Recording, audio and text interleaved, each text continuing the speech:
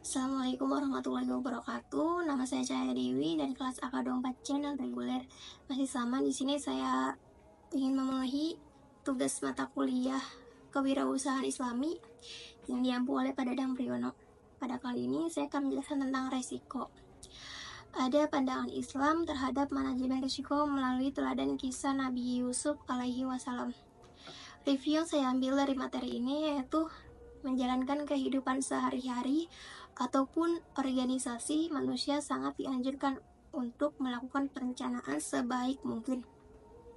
Dalam hidup juga pasti ada resiko, ada yang untung, ada pun juga rugi kan. Islam juga ngajarin kita buat siap-siap dan merencanakan semuanya dengan baik supaya resiko bisa dihindari ataupun bisa dikurangin. Nah, ada contohnya nih dari kisah Nabi Yusuf alaihi wasallam yang menafsirkan mimpi raja tentang masa panen dan pacaklik. Beliau nyuruh rakyat menyimpan hasil panen selama masa subur buat bekal masa sulit. Nah, keren banget kan? Jadi kayak beliau tuh nyuruh rakyat tuh ya buat nyimpan bekal gitu buat masa-masa sulit. Jadi walaupun dia masa sulit juga ya udah ada bakalnya gitu, nggak bakalan kelaparan gitu. Jadi ya kita tuh harus bisa nyimpan bekal biar ya masa sulit masih bisa hidup gitu. Nah, ada juga bukan contoh, langkah-langkahnya. Kenali resikonya, analisis dampaknya, cari solusi terbaik, laksanakan solusi itu, awasi dan evaluasi terus.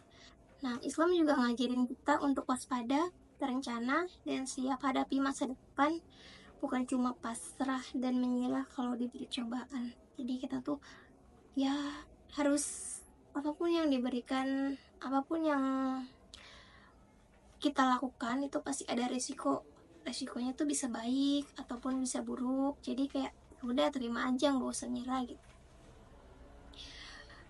Ada juga memahami pengelolaan resiko usaha dalam syariah entrepreneurship. Dalam berbisnis pasti ada resiko. Cara mengelola resiko harus sesuai dengan nilai-nilai Islam.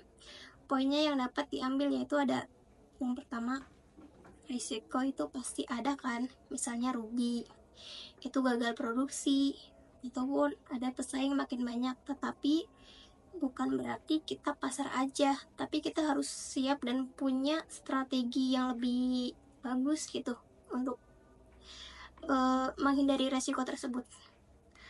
Nah, dan yang kedua, tahu batasan dan aturan Islam. Kita tidak boleh ambil jalan curang untuk hindari resiko. Itu kayak contohnya gak boleh nipu pelanggan, kayak bikin perjanjian yang merugikan satu pihak. Jadi semuanya itu harus adil gitu biar sama-sama enak dan sesuai syariat Islam. Yang ketiga ada manajemen yang halal, contohnya kerjasama, usaha, asuransi syariah, atau akad-akad bisnis yang sesuai syariah gitu. Yang keempat, niat dan tawakal. Setelah usaha maksimal, jangan lupa sandarkan hasilnya ke Allah. Tapi bukan berarti pasrah tanpa usahanya. Usaha dulu baru tawakal. Nah, dari bisnis syariah kita harus sadar risiko itu pasti ada, tapi cara menghadapinya harus sesuai aturan Islam, yaitu jujur, adil, dan tanggung jawab sambil tetap percaya pada rezeki dari Allah. Jadi ya udah percaya aja gitu. Allah tuh pasti ngasih rezeki. Gak bakalan tertukar rezeki kita itu.